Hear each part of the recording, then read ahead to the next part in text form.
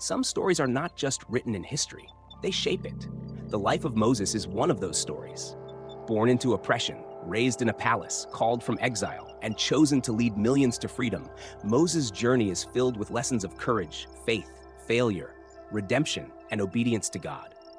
His life is not just ancient history, it's a mirror reflecting our own struggles and purpose.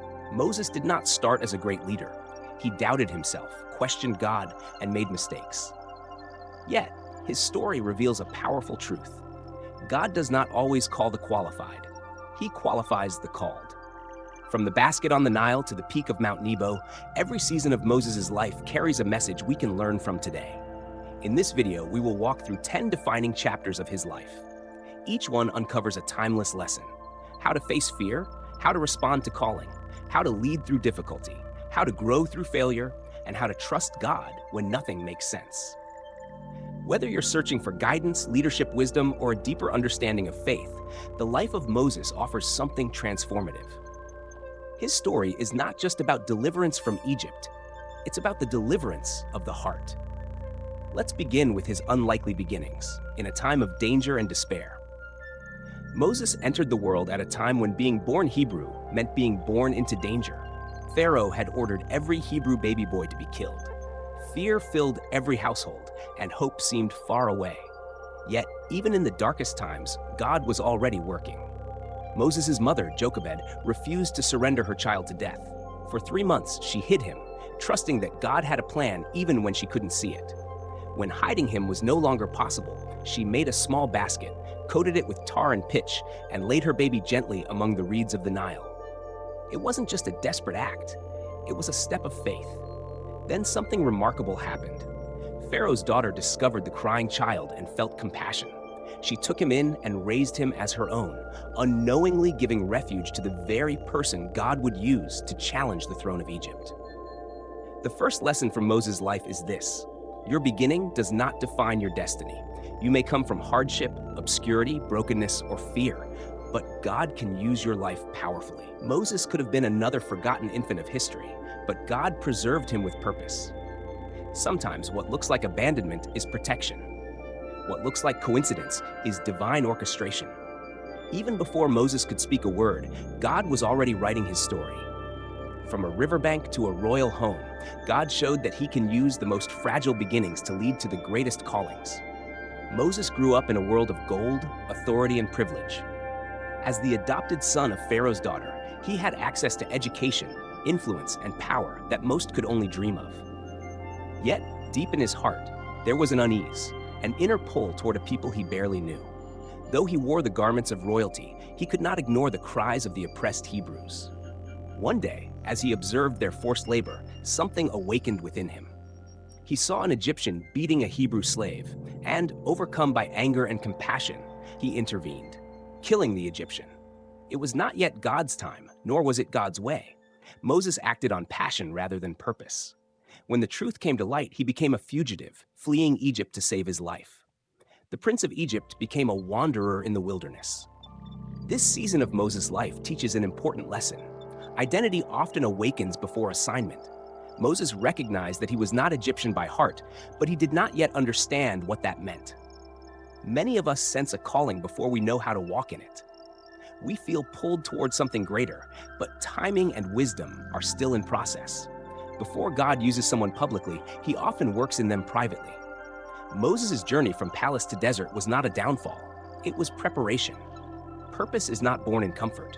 Sometimes God removes us from the wrong environment before placing us in the right one. After fleeing Egypt, Moses arrived in Midian, exhausted, humbled, and alone. His royal life was gone, replaced by sand, silence, and obscurity. But what looked like exile was actually preparation. The wilderness became his classroom. He met Jethro, a priest of Midian, married his daughter Zipporah, and became a shepherd. For 40 years, Moses lived far from the noise of the palace and the shame of his past. Day after day, he led sheep through the barren land, unaware that God was shaping a leader who would one day shepherd an entire nation. Failure often feels like the end, but for Moses, it was the beginning of transformation. In the desert, he learned patience. In isolation, he learned humility. In silence, he learned to listen. One of the greatest lessons from this chapter is that delay is not denial. Many people give up when their dreams are interrupted, but God sometimes takes us into the wilderness to prepare us for what we're not yet ready to carry. Your past mistakes do not cancel your future calling. Moses probably believed he was disqualified forever, but God had not forgotten him. The skills he gained in shepherding would become essential for leading Israel. The wilderness is not punishment, it is preparation. God often shapes our character in silence before revealing our purpose and power. And just when Moses thought his story was over, God spoke from a flame that would change everything. One ordinary day, while tending sheep near Mount Horeb, Moses saw something extraordinary, a bush on fire that was not consumed. Curious, he drew closer. Then a voice called his name. "Moses, Moses," he replied. "Here I am." This moment was not just supernatural, it was deeply personal. God introduced himself as the God of Abraham, Isaac, and Jacob, and revealed a mission that would shake empires. Moses was to return to Egypt and lead the Israelites out of slavery. Moses, however, was hesitant. He saw his limitations clearly. Who am I to go to Pharaoh? He feared his past, doubted his voice, and questioned his calling. But God did not give him a strategy first. He gave a promise. "I will be with you." God also revealed his name. "I am who I am." It was a declaration of eternal presence, power, and authority. Moses did not need to be confident in himself, only confident in the one who sent him. From this scene, we learn that calling often comes in moments of stillness, not success. God meets us in the ordinary and invites us into the extraordinary. Our fears do not surprise him. Our doubts do not disqualify us. When God calls, it is not because we are capable, it is because he is. Moses received no guarantee of ease, only the assurance of God's presence. The bush burned without being consumed, a symbol of a mission that would stretch Moses, but not destroy him. Leaving Midian and returning to Egypt was more than a change of location. It was a collision with fear, memory, and destiny. Moses was not the confident prince who once walked Pharaoh's courts. He returned with a staff, a calling, and a promise. With his brother Aaron as his spokesperson, Moses stood before Pharaoh and delivered the words God had given him. "Let my people go." Pharaoh refused, his heart hardened by pride. What followed were 10 devastating plagues, each one exposing the weakness of Egypt's gods and the supremacy of the God of Israel. Blood in the Nile, darkness over the land, hail, frogs, locusts, sign after sign revealed that this was no human negotiation.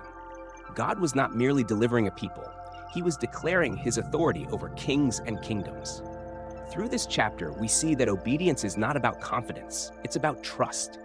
Moses did not feel strong, but he moved forward anyway. The courage to confront Pharaoh came not from skill, but from surrender. We also learn that opposition does not mean absence of purpose. When God calls us to confront injustice, fear often whispers that we are not enough. But like Moses, we are not sent alone. Every no from Pharaoh brought Moses one step closer to victory. Every obstacle became an opportunity for God to reveal his power. And soon, the greatest miracle of deliverance would unfold at the edge of an impossible sea. The Israelites finally left Egypt, but freedom came with a new challenge. As they camped near the Red Sea, Pharaoh changed his mind and pursued them with his army. Trapped between the water and the chariots, the people panicked. Fear rose quickly. "Why did you bring us out here to die?" Moses, however, gave one of the most powerful declarations in Scripture. "Do not be afraid. Stand firm, and you will see the deliverance the Lord will bring today." Then God told him to raise his staff over the sea. What happened next is one of the most iconic moments in history. The waters parted, forming walls on both sides. The Israelites crossed on dry ground, while the Egyptian army rushed after them, only to be swallowed by the returning waters. The lesson here is clear. When God leads you to a dead end, he is not finished. He is about to make a way. Faith is not the absence of fear. It is the choice to trust God when escape seems impossible. The Red Sea reminds us that the power of God is not limited by nature, logic, or circumstance. He does not always remove obstacles. Sometimes he splits them open. Moses learned that leadership is not about having all the answers. It's about believing the one who does. The sea that looked like a trap became a pathway to freedom. And with Egypt behind them, a new journey began, one that would test Moses more than any enemy could. Freedom did not immediately produce faith. As the Israelites traveled through the wilderness, Their gratitude faded quickly. They complained about food, water, leadership, and hardship. At times, they even wished to return to Egypt. Moses found himself facing not only physical challenges, but emotional and spiritual ones. He interceded for the people when God was angry, led them through hunger and thirst, and reminded them again and again that the Lord was their provider. When the people lacked water at Marah, God made bitter water sweet. When they hungered, God sent manna each morning. When they tired of manna, God sent quail. Even in their complaints, God remained faithful. From this season, we learned that leadership is not about popularity, it's about responsibility. Moses did not always feel strong, but he remained committed. He often poured out his frustration to God, but he never abandoned his mission. One profound moment came when the Amalekites attacked. As long as Moses held up his staff, Israel prevailed. When his arms grew tired, Aaron and Hur stood beside him, holding up his hands. Together, they won. This teaches us that even great leaders need support. Strength is not measured by how much we carry alone, but by our willingness to lean on others and on God. The wilderness tested Moses' patience, but it also revealed his perseverance. His leadership was not perfect, but it was faithful. At Mount Sinai, the journey took a sacred turn. God called Moses to ascend the mountain, where divine glory covered the summit like fire and smoke. For 40 days, Moses remained in God's presence, receiving laws, instructions, and a covenant that would define a nation. The 10 Commandments were not just rules, they were a revelation of God's character and a blueprint for holy living. They established principles of worship, morality, justice, and community. While Moses was on the mountain, the people grew impatient. They crafted a golden calf and worshipped it, breaking the covenant before it was even delivered. When Moses descended and saw the idolatry, his heart burned with grief. He shattered the stone tablets in sorrow and anger. Yet God was not finished. Moses interceded for the people, pleading for mercy. God, in his grace, renewed the covenant and called Moses back up the mountain to receive a new set of tablets. This chapter teaches that God's laws are not restrictions. They are invitations to live in alignment with him. Even when people fail, God extends grace and offers restoration. Moses' time on the mountain also reveals something powerful about intimacy with God. When he descended the second time, his face shone with radiant light, evidence that those who spend time in God's presence are transformed. The commandments were more than tablets of stone. They were the foundation of identity for a people called to be different. Moses did not enter the promised land, but his life was far from unfinished. He led the Israelites to the threshold of their destiny, and before his final breath, he passed on wisdom, blessing, and vision. From Mount Nebo, he looked across the Jordan River and saw the land promised to Abraham's descendants. He was 120 years old, his eyesight undimmed, his strength intact. God allowed him to see what he had worked toward, even though another would complete the journey. The end of Moses' life teaches a profound truth. The measure of success is not in crossing the finish line yourself, but in being faithful to the path God assigns. Moses' legacy did not end with his death. It lived on in Joshua, in the nation he led, and in the scriptures that continue to shape the world. His story reminds us that God can use broken beginnings. Failure is not final. Calling is often bigger than comfort. Leadership requires humility and reliance on God. Obedience can change generations. Moses' journey, from the Nile to the mountain, shows us that the greatest impact comes from walking with God, even when the way is hard, unclear, or unfinished. His life is not just a story of deliverance, it is a story of faithfulness in every season, and the lessons he leaves behind are not relics of the past.